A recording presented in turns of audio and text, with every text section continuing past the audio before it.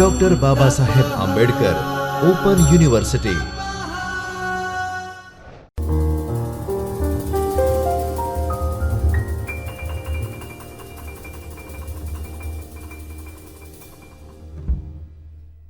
Welcome students. Doctor Baba Saheb Ambedkar open યુનિવર્સિટીના આ અર્થશાસ્ત્ર વિષય માટેના ક્લાસરૂમમાં તમારું સ્વાગત છે. તમે મુખ્ય વિષય અર્થશાસ્ત્ર પસંદ કર્યો છે અને તેમાં તમારું પેપર 5 છે એ વૈકલ્પિક રીતે તમને પસંદ કરવાની ચોઈસ માટેની પસંદગી કરવાની સ્વતંત્રતા છે. તમે લોકો આંકડાશાસ્ત્રનો વિષય પસંદ કરી શકો અથવા તો કમ્પ્યુટરના ઉપયોગો અર્થશાસ્ત્રમાં. તો બંને વિષય મૂળ અર્થશાસ્ત્ર નથી. તમે આંકડાશાસ્ત્ર જુઓ કે કમ્પ્યુટર જુઓ, પણ બંનેના ઉપયોગથી તમે અર્થશાસ્ત્ર કેવી રીતે વધારે સારી રીતે રજૂ કરી શકો, અભ્યાસ કરી શકો, એ માટેના વિષયો છે. એટલે પેપર 5 છે એ તમારી ચોઈસ પ્રમાણેનું છે. જો આંકડાશાસ્ત્ર વિશે તમે પસંદ કરેલો હોય તો તમારું જે પેપર છે એમાં ચોથું એકમ છે નિશ્ચાયક અને શ્રેણિકનું. નિશ્ચાયક અને શ્રેણિક માટેનો ભાગ પહેલો આપણે આગળ અભ્યાસ કરી ચૂક્યા છીએ, જેમાં નિશ્ચાયક અને શ્રેણિક એટલે શું એ બાબતનો આપણે પરિચય લીધો હતો. પણ એ વખતે તમને યાદ હશે કે આપણે એ પણ ચર્ચા કરેલી હતી કે આ અર્થશાસ્ત્રમાં આપણે ઉપયોગ તો કરીએ છીએ, પણ ઘણી વખત આપણને એના વિશે ખબર હોતી નથી કે આપણે એનો ક્યાં ઉપયોગ કરીએ છીએ. તો વાસ્તવિક જીવનના જે ઉદાહરણો છે એ સમજવા જરૂરી બને. તો કારણ કે થિયરી પણ જો તમે યાદ કરી શકો, એના તમને ખ્યાલ આવી જાય કે નહીં આ શ્રેણિક અને નિશ્ચાયકનો આપણે અહીંયા અભ્યાસ કરીએ છીએ, પણ એકચ્યુઅલી જ્યાં સુધી આપણે એનું એપ્લિકેશન નથી કરતા, વાસ્તવિક જીવનના ઉદાહરણો સાથે તેનો અભ્યાસ નથી કરતા, તો એની ઉપયોગિતા આપણને મોડી સમજાય અથવા તો ન સમજાય એવું બને. તો હવેના 2 સેશન્સ છે એમાં આપણે એક પછી એક ઉદાહરણ લેવાના છીએ. એક ઉદાહરણ આજે ભાગ 2, જે આ નિશ્ચાયક અને શ્રેણિકનો ભાગ 2 અહીંયા તમે જુઓ છો, એમાં ભાગ 2માં આપણે અભ્યાસ કરવાના છીએ ઉદાહરણથી. તો જુઓ, આજનું જે આપણું સેશન છે એમાં એક રૂપરેખા પ્રમાણે આપણે 2 મુદ્દાઓનો અભ્યાસ કરવાના છીએ. એક તો શ્રેણિકની મદદથી કિંમત શોધવી, જેમ આપણે વાત કરી હતી કે મૂળ જે આખી પ્રક્રિયાનો આપણે અભ્યાસ કરવાનો છે એ શ્રેણિકનો અભ્યાસ કરવાનો છે. નિશ્ચાયક એમાં એક અવયવ આવશે, પણ જ્યાં સુધી આપણે આગળનું પગલું લઈએ ત્યાં સુધી આપણે અત્યારે માત્ર નિશ્ચાયકની ઉપયોગથી આપણે કિંમત શોધીએ છીએ અને એ ઉદાહરણ સાથે આપણે શોધવાના છીએ. એ આજની આખી રૂપરેખા છે. તો આખા આપણા સેશનનો જો તમે અભ્યાસ કરો તો એની ફળશ્રુતિ શું કે આ આખો સેશન જો તમે અભ્યાસ કરશો તો શ્રેણિકની મદદથી વાસ્તવિક સમસ્યાનો ઉકેલ શોધી શકશો. વાસ્તવિક સમસ્યા કઈ હોય કે વાસ્તવિક સમસ્યા હોઈ શકે કે દાખલા તરીકે કોઈ પેઢી છે, પેઢી ઉત્પાદન કરે છે, તો એણે કેટલું રોકાણ કરવું, એનાથી કેટલો નફો મળે, વેતન કેટલું આપવું, કુલ ખર્ચ કેટલો, અને એના આધારે જો કુલ આવક થવાની હોય તો એ આવક અને ખર્ચનો આપણે અંદાજ કાઢી શકીએ કે કુલ ખર્ચ આટલો થવાનો છે, કુલ આવક આટલી થવાની છે, અને આ રીતે અંદાજ કાઢી શકાય. કુલ વેતન પરનો ખર્ચ કેટલો થશે, તો કેટલા શ્રમિકોને રોજગાર આપી શકાય. તો આ બધી બાબતોનો અભ્યાસ આપણે કરી શકીએ છીએ. હવે તમે જો મારા બીજા બધા વ્યાખ્યાન ખંડથી પરિચિત હશો તો તમને ખ્યાલ હશે કે હું તમને એક નાનું એવું homework do it yourself આપું છું at the end of session. પણ આજે હું તમને એ પહેલાં જ આપણે જે સેશનની મૂળ શરૂઆત કરીએ એ પહેલાં હું એક તમને નાનું એવું હોમવર્ક આપું છું. ચલો, કે આ શ્રેણિક એટલે શું, નિશ્ચાયક એટલે શું, એનાથી તો તમે પરિચિત થયા. હવે જ્યારે આ સેશન તમે આખું અભ્યાસ કરવાની શરૂઆત કરો તે પહેલાં તમારી બુકમાં આપેલા છે એ સરવાળા બાદબાકી નિશ્ચાયક શ્રેણિક, બરાબર, એના પ્રકારો આપેલા છે.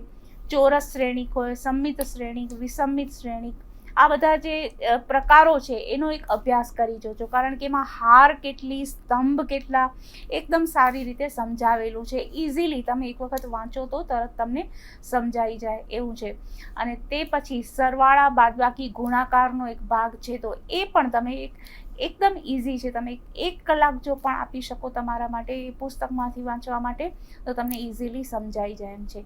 તો તે પછી તમે આગળ વધો એવી મારી ઈચ્છા છે, તો જેથી કરીને આ સેશન તમને બહુ સારી રીતે સમજાઈ શકે. અને એના કરતાં તમને એવું લાગે કે ચાલો આજે પહેલાં આ સેશન જોઈ લઈએ, પછી પહેલાં પ્રકાર અને ગુણાકાર, સરવાળા, બાદબાકી કરીએ, તો પણ એમાં ખાસ કોઈ મેજર પ્રોબ્લેમ નથી આવવાનો. પણ આમાં જે આગળની પ્રક્રિયા આપણે આજે ગુણાકારથી આપણે આગળ કરવાના છીએ, એ તમને પાછું ફરીથી આ સેશન જોવાનું જરૂર પડે એવું બને. તો તમારી પસંદગી છે, તમે પહેલાં સેશન જુઓ અને પછી તમારા પુસ્તકમાંથી વાંચો અને ફરીથી આ સેશન જુઓ તો પણ તમે એમ કરી શકો. અને અથવા જો તમે પહેલાં તમારું પુસ્તક વાંચો અને પછી આ અભ્યાસ કરો તો પણ થઈ શકે. Choice is yours. આગળ વધીએ. જુઓ, હવે શ્રેણિકના ગુણાકાર, સરવાળા, બાદબાકી જેમ હમણાં આપણે વાત કરી એ માટે તમારે પહેલાં થોડું હોમવર્ક કરી લેવાનું છે. અહીંયા જો કેવી રીતે આપણે શ્રેણિક આપેલા છે, મેં ઘણા બધા શ્રેણિક આપેલા છે, A, B, C, D અને E, એ રીતે 5 શ્રેણિક આપેલા છે. તો 5 શ્રેણિકનો ગુણાકાર આપણે કરીએ. સરવાળા, બાદબાકી તમે તમારા હોમવર્કમાં જુઓ. અને હા, એટલું ખરું કે હું તમને એમ નથી કહેતી કે મારા તરફથી તમને નહીં માર્ગદર્શન અપાય, જરૂરથી તમે મારો કોન્ટેક્ટ કરી શકો છો. તો આ રીતે આપણે સરવાળા અને બાદબાકી પછી જે ગુણાકાર કરીએ છીએ એની આગળની પ્રક્રિયા સમજી લઈએ કે અહીંયા આપણે ગુણાકાર કરવાનો છે. તો કયા કયા નિશ્ચાયકનો ગુણાકાર થઈ શકે? તો A નિશ્ચાયક અને B નિશ્ચાયક એનો ગુણાકાર થઈ શકે. જો એ નિશ્ચાયકમાં કેટલી હાર આપેલી છે અને કેટલી કોલમ આપેલી છે, કેટલા સ્તંભ છે અને કેટલી હાર છે. જો 9, 7, 2 એ જે છે એને કહેવાય છે આપણે એક પહેલી હાર કહીએ. બીજી હાર છે 0, 1, 2 એ અહીંયા બીજી હાર થાય છે. તો સ્તંભ કેટલા થાય છે? કોલમ કેટલી છે? 9, 0 એક કોલમ, 7, 1 બીજી કોલમ અને 2, 2 એ ત્રીજી કોલમ છે. રાઈટ. તો 3 કોલમ અને 2 હાર એવો આ નિશ્ચાયક છે, એ આપણે સમજી શક્યા. હવે નિશ્ચાયક B જુઓ. B નિશ્ચાયકમાં કેટલા કોલમ છે? તો કોલમ તો એક જ છે, રાઈટ. 5 -5 તો એક જ કોલમ છે, પણ હાર 2 છે. ભલે 5 એક જ છે, નીચે -5 પણ એક જ છે, પણ એ 2 હાર તો બનાવે છે, બરાબર છે. તેવી જ રીતે C જુઓ. તો C માં કોલમ એક જ છે, પણ ત્રિહાર નિશ્ચાયક છે, શ્રેણિક છે. તેવી રીતે D છે, એની પણ 3 હાર છે, કોલમ એક જ છે. E નિશ્ચાયક જુઓ. હવે E નિશ્ચાયક અને C નિશ્ચાયક એ બંનેમાં શું ડિફરન્સ છે? તો E છે એમાં 3 કોલમ છે, હાર એક જ છે, રાઈટ. તો 3 કોલમ અને એક જ હારનું અહીંયા આપણે બધી અલગ અલગ પ્રકારની આપણે નિશ્ચાયકના પ્રકારો જોયા કે કઈ રીતે એમાં કેટલા ઘટકો આવેલા છે. અહીંયા કેટલી છે? 2 હાર છે, પહેલી અને બીજી 2 હાર છે, 3 કોલમ છે, એક જ કોલમ અને 2 હાર છે. હવે અહીંયા આપણે જ્યારે ગુણાકાર કરીએ છીએ ત્યારે એક બાબત ખાસ ધ્યાનમાં રાખવાની છે. એ કઈ બાબત ધ્યાનમાં રાખવાની છે કે નિશ્ચાયકનો ગુણાકાર ત્યારે જ સંભવ હોય કે જ્યારે જેટલી હાર એટલા કોલમ હોવા, એક કોલમ અને હાર હોવા જોઈએ, સરખા હોવા જોઈએ. હવે અહીંયા તમને એક વસ્તુ કઈ રીતે બતાવું એ આપણે એક અભ્યાસ કરીએ.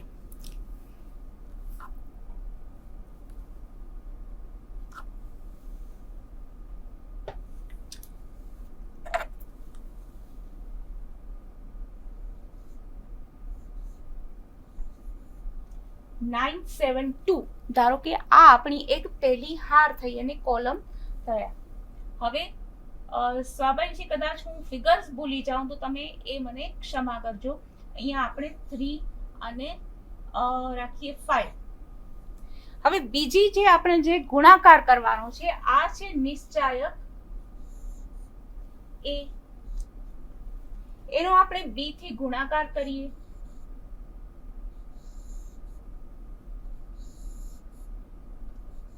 5 અને -5 તો કેવી રીતે ગુણાકાર આનો શક્ય છે કે કેમ એ તમને સમજાવવાનું છે. હવે અહીંયા પહેલું ઘટક છે 9. 9 નો ગુણાકાર થશે B ના પહેલા ઘટક સાથે, તો 9 × 5 શક્ય છે. પછી 7 નો ગુણાકાર થશે -5 સાથે, તો એ પણ શક્ય છે. પણ પછી ત્રીજો જ્યારે ઘટક આવે છે નંબર 2, તો 2 નો ગુણાકાર કોની સાથે થશે? અહીંયા ઘટક છે જ નહીં. તો B માં કેટલા ઘટક છે? કોલમ 1 છે, એક કોલમ છે પણ હાર પણ એક જ છે, 2 હાર છે. જ્યારે 3 કોલમ હોય તેની સાથે હાર પણ 3 જોઈએ. તો ત્રીજી હાર છે નહીં, તો ત્રીજી હાર હોય તો ગુણાકાર થઈ શકે. એટલે 5 -5 અને ધારો કે 0 હોય, જેટલી અહીંયા એક હાર છે તો એની સામે આપણી પાસે હોવું જોઈએ એટલી જ કોલમ હોવી જોઈએ. 9 7 2. 5 નો ગુણાકાર થશે 9 થી, -5 નો ગુણાકાર થશે 7 થી અને 0 નો ગુણાકાર થશે 2 થી. તો આ રીતે જેટલા કોલમ હોય તેટલી હાર હોવી જોઈએ, રાઈટ. કોલમ ગુણ્યા હાર આપણે રો ને કહીએ છીએ. જો કોલમ 3 હોય તો એની સામે રો પણ 3 હોવી જોઈએ, તો જ ગુણાકાર થઈ શકે. અહીંયા કેટલી છે? અહીંયા એક જ કોલમ છે, એનો વાંધો નથી. કોલમ એક હોઈ શકે પણ એની આ પહેલી હાર, આ બીજી હાર અને અહીંયા ત્રીજું હોવું જોઈએ, રાઈટ. તો કોલમ એક હોય એમાં વાંધો નથી, પણ હાર પહેલી, બીજી અને ત્રીજી હોવી જોઈએ.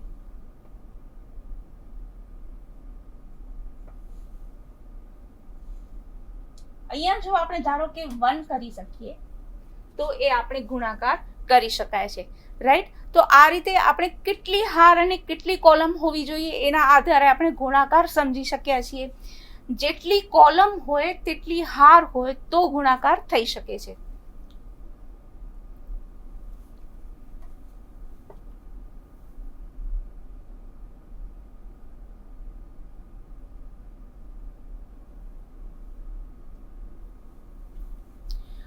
આ પ્રકારની આપણે સમજૂતી મેળવી. હવે આ બધા નિશ્ચાયકના ગુણાકાર શક્ય છે કે કેમ એ તમને ખ્યાલ આવી જશે.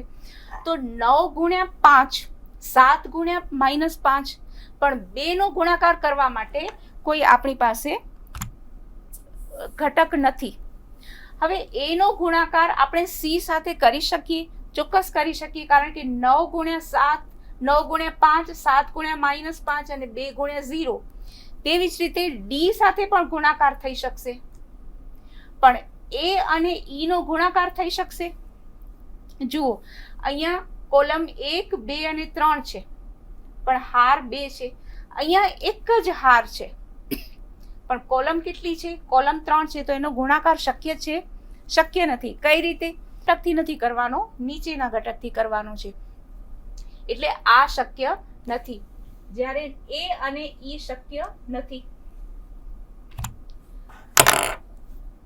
જેટલી કોલમ હોય છે એટલી હાર હોવી જોઈએ તો જ આપણે એના સાથે ગુણાકાર કરી શકીએ. હવે આગળની સ્લાઇડ જોઈએ. અહીંયા એક ઉદાહરણ આપેલું છે. આ ઉદાહરણ તમારી બુકમાંથી જ લીધેલું છે એટલે તમને વધારે સમજ પડી શકે છે. આ પ્રકારના ઉદાહરણ આપણે જાતે પણ બનાવી શકીએ. દાખલા તરીકે અહીંયા એક કંપનીની વાત છે, આપણે એક પરિવારની વાત કરી શકીએ, આપણે એક દેશની વાત કરી શકીએ, બરાબર છે. અહીંયા આપણે ઉદાહરણ લીધું છે કંપનીનું. એની 3 બ્રાન્ચ છે. બ્રાન્ચ અમદાવાદ, વડોદરા અને રાજકોટમાં એની 3 બ્રાન્ચ શાખાઓ છે. અમદાવાદમાં 2 મેનેજર, 8 ક્લાર્ક અને 2 પટ્ટાવાળા પ્યુન છે. વડોદરામાં 1 મેનેજર, 6 ક્લાર્ક અને 1 પટ્ટાવાળા છે. રાજકોટમાં 1 મેનેજર અને 4 ક્લાર્ક છે. હવે આ એક્ઝામ્પલ હું તમને સાથે સાથે બીજા એક્ઝામ્પલ પણ સમજાવતી જઈશ, એટલે વાસ્તવિક જીવનમાં કઈ રીતે આપણે આ નિશ્ચાયક અને શ્રેણિક લાગુ પાડી શકીએ તમને ખ્યાલ આવી શકશે. આ આપણે માહિતી જોઈ, બરાબર. એક કંપનીની આપણે માહિતી જોઈ અને આપણે આગળ એનો કુલ વેતન ખર્ચ શોધવાનો છે કે એક કંપનીનો એક શાખાનો વેતન ખર્ચ કેટલો. કંપની એક જ છે તો અમદાવાદમાં કેટલા વેતન ખર્ચ થશે, વડોદરામાં કેટલો વેતન ખર્ચ થશે. એ રીતે આપણે પરિવારની બાબત પણ લઈ શકીએ કે એક પરિવાર છે, એ લોકોના દરેક બાબત જુદા જુદા ખર્ચ હોય છે. ઇલેક્ટ્રિસિટીનું બિલ હોય છે, મોબાઈલ ચાર્જ કરવાનો હોય છે, ઇન્ટરનેટ કનેક્શન હોય છે, આ બધું ફૂડ હોય છે, ફ્યુલ હોય છે, ગેસનું હોય છે, એજ્યુકેશનનો ખર્ચ હોય છે. આ દરેકનો અલગ અલગ ખર્ચ હોય છે. તો કુલ ખર્ચ આપણે શોધી શકીએ છીએ. તેવી રીતે આપણે અહીંયા એક કંપનીનો વેતન ખર્ચ શોધવાનો છે. હવે જો દરેક મેનેજર અને ક્લાર્ક અને પટ્ટાવાળાનો પગાર કેટલો હોય, ધારો કે એક મેનેજરને 15,000નો પગાર મળે છે, ઓછો તો કહી શકાય. 9,000 રૂપિયા ક્લાર્કને મળે છે અને 4500 રૂપિયા પ્યુનને મળે છે. તો માસિક પગાર કોઈ એક બ્રાન્ચનો એટલે કે દરેક બ્રાન્ચનો માસિક પગાર કેટલો થાય એ આપણે શોધવાનું છે. હવે કુલ માસિક પગાર અહીંયા આપણે આ જ વિગત આપણે શ્રેણિકના સ્વરૂપમાં મૂકી છે. બરાબર, તમે આપણે જો શરૂઆતમાં શીખતા હોઈએ તો થોડીક વધારે સ્પષ્ટતા માટે આપણે લખી શકીએ કે પહેલી હાર છે એ અમદાવાદ વિશે બતાવે છે કે અમદાવાદમાં 2 મેનેજર છે, 8 ક્લાર્ક છે અને 2 પ્યુન છે. આપણે આ કોલમ છે એ કોલમને પણ કહી શકીએ કે આ પહેલી કોલમ છે મેનેજર બાબત બતાવે છે, કારણ કે આ એક મેનેજર છે એ વડોદરાની બ્રાન્ચમાં છે, એક મેનેજર છે રાજકોટની બ્રાન્ચમાં છે. તો આ રીતે આપણે નિશ્ચાયક બનાવી શકીએ. 2 મેનેજર, 8 ક્લાર્ક, 2 પ્યુન અમદાવાદ વિશે, વડોદરા અને રાજકોટની તે જ રીતેની માહિતી. હવે એનો કુલ ખર્ચ શોધવાનો છે, તો આપણે દરેકના પગાર સાથે એનો ગુણાકાર કરવાનો છે. તો અહીંયા જુઓ 15,000, 9,000 અને 4500 જે આપણે પગાર અનુક્રમે બતાવેલો છે. તો આનો આપણે ગુણાકાર કરવો હોય તો કેવી રીતે કરી શકીએ? જેમ મેં આગળ આપણે શીખ્યા છીએ આપણે કે 2 મેનેજર છે એ અમદાવાદના છે, એ બંનેને 15,000 પગાર મળે છે. તો અમદાવાદમાં મેનેજરનો વેતન ખર્ચ કેટલો, મેનેજર માટેનો મેનેજરની આવક થાય પણ જે કંપની છે તો એનો ખર્ચ ગણાય. તો 15 ગુણ્યા 2,000 એટલે 30,000 રૂપિયા એ કંપનીનો અમદાવાદની શાખા માટેનો ખર્ચ છે. પણ એનો કુલ ખર્ચ ગણતરી કરવાની હોય તો હજી ક્લર્ક્સને કેટલો પગાર અપાય છે? તો ક્લર્ક્સને 8 ક્લર્ક છે ને 9,000નો પગાર. તો 9,000નો પગાર 8 ક્લર્ક્સને મળશે. તો 9,000 ગુણ્યા 8 એટલે 72,000નો પગાર થાય છે ક્લર્ક્સ પાછળ. આ વિગત આપણે કઈ રીતે લખીએ? આ રીતે જુઓ કે 15,000 ગુણ્યા 2, 15,000 ગુણ્યા 2, કારણ કે 2 મેનેજર છે અને બંનેનો પગાર 15,000 છે, વત્તા 8 ક્લર્ક છે અને 9,000નો પગાર છે, 2 પ્યુન છે અને 4500નો પગાર છે. તેવી રીતે વડોદરાની બ્રાન્ચ માટે, રાજકોટની બ્રાન્ચ માટે આપણે આ રીતે જે નિશ્ચય કર્યું હતું એની સાથે આપણે ગુણાકાર માટેની રકમ મૂકી છે. જો દરેક મેનેજર છે, દરેક બ્રાન્ચમાં, દરેક કોલમમાં દરેક મેનેજર માટેનો પગાર, પછી બીજી બાજુ ક્લર્ક માટેનો પગારનો ગણતરી કરી છે. તો આ રીતે જે પણ આપણે સરવાળો મળે છે 30,000 વત્તા 72,000 વત્તા 9,000 એટલે કુલ આપણને રકમ મળે છે 1,11,000. તેવી રીતે વડોદરાની બ્રાન્ચ માટે 15,000 એક મેનેજરને 54,000, કારણ કે આ 6 ક્લર્ક છે અને 4500 એક જ પ્યુન છે એટલે પગાર પ્યુન પાછળ જે ખર્ચ થશે એ 4500નો. વડોદરાનો કુલ ખર્ચ કેટલો થાય? 73,000. અને તેવી જ રીતે રાજકોટની શાખા, કારણ કે રાજકોટમાં કોઈ પ્યુન નથી, ઘણી ઓફિસમાં એવું હોઈ શકે કે આ રીતે પરિસ્થિતિ હોય તો 4500 રૂપિયાનો પગાર એ લોકોને ચૂકવવાનો રહેતો નથી, એટલે અહીંયા આવશે 0, કારણ કે 0 ખર્ચ છે. તો મેનેજર અને ક્લર્ક પાછળ જે ખર્ચ થાય છે એ 51,000 થાય છે. તો આ રીતે દરેક બ્રાન્ચનો આપણને ખર્ચ મળી શકે છે. તો નિશ્ચાયકની મદદથી આપણે ગુણાકાર કરીને આપણે જે પણ પદ્ધતિ, આપણે આ જ પદ્ધતિ અપનાવતા હોઈએ છીએ. ઘણી વખત તમને થશે પણ આપણે કદાચ જ્યારે ગણતરી કરીએ ત્યારે આ રીતે આ રેખાઓ જે બનાવેલી હોય છે એ આપણે કદાચ નથી બનાવતા હોતા, પણ એ તો નિશ્ચાયકની ઓળખ છે, શ્રેણિકની ઓળખ છે. તો આ રીતે શ્રેણિકની મદદથી તમે પગાર શોધી શક્યા. એક કંપનીનો વેતન પાછળનો કુલ ખર્ચ કેટલો થાય છે એની 3 અલગ અલગ શાખાઓમાં. તેવી રીતે એનો કાચા માલ ઉપર ખર્ચ ગણી શકાય, તેવી રીતે એનો વીજળી ઇલેક્ટ્રિસિટી પાછળનો ખર્ચ ગણી શકાય, સ્થિર મૂડીનો ખર્ચ ગણી શકાય, કંપનીનો આપણે વાત કરી તે રીતે કોઈ પરિવારનો ખર્ચ ગણી શકાય, સરકાર જે પણ શિક્ષણ વગેરે પાછળ ખર્ચ કરે છે એનો ખર્ચ ગણી શકાય. તો દરેક રીતે આપણે નિશ્ચાયક અને શ્રેણિકની મદદથી ખર્ચની ગણતરી કરી શકીએ. તો આ તમને ઇઝી લાગ્યું હશે, બહુ સારું એને ઉપયોગી યુનિટ છે. તો તમે થોડું ધ્યાનથી એનો અભ્યાસ કરજો. નેક્સ્ટ સેશનમાં આપણે જે અભ્યાસ કરવાના છીએ એ હજી પણ એક વધારે ગણતરીની આપણે પદ્ધતિ શીખીશું. એક નવી સમસ્યા છે એનું આપણે ઉદાહરણથી આપણે ઉપયોગમાં લેશું કે ધારો કે 2 વસ્તુ છે અને 2 મશીન છે, તો એનો કઈ રીતે આપણે ઉપયોગ કરી શકીએ. નિશ્ચાયક અને શ્રેણિકની મદદથી આપણે મેક્સિમમ યુઝ કેવી રીતે કરી શકીએ તમને એક આછી ઝલક આપી દઉં છું. કે બે વસ્તુ છે એ અને બી, બે મશીન છે M1, મશીન 2 અને મશીન 1. વસ્તુ આપણે બનાવી છે, એ વસ્તુ એ બનાવવા માટે બંને મશીન કેટલો સમયની જરૂર પડે છે એ આપણે શોધવાનું છે. અને દર અઠવાડિયે એ અને બીના આપણે કેટલા એકમો બનાવી શકીએ, રાઈટ. તો આ પણ એક વ્યવહારિક ઉદાહરણ જ થયું જે આપણે ફરીથી લેશું. અહીંયાથી હું કોટ કરાવું છું અને સીધી લાસ્ટ સ્લાઇડ ઉપર જાઉં છું.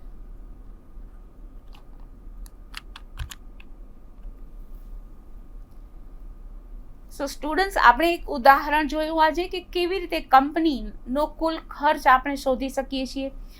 નેક્સ્ટ આપણું જે સેશન છે એમાં જે આપણે ઉદાહરણનો અભ્યાસ કરવાના છીએ એનો પણ થોડો આપણે પરિચય લીધો. તો ફરીથી મળીએ ત્યાં સુધી તમારું નિશ્ચાયક અને શ્રેણિકનું સમજ મેળવવાનું ઘણું જ આનંદદાયક અને રિલેક્સિંગ રહે.